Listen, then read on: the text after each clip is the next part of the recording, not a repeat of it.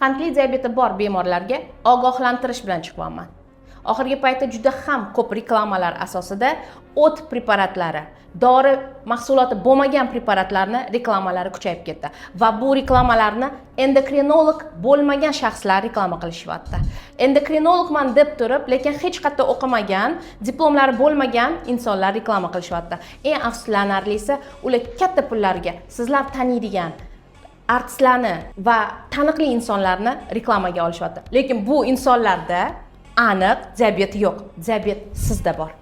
Diabetni siz faqatgina mutaxassisligi endokrinolog bo'lgan insonlarda, juda katta tajribasi bo'lgan insonlarda, dieta asosida jismoniy harakatlarni ko'paytirgan holda va dori mahsulotlarini qabul qilgan holda kompensatsiyaga tushirishingiz va sog'lom insonlardek hayot kechirishingiz mumkin.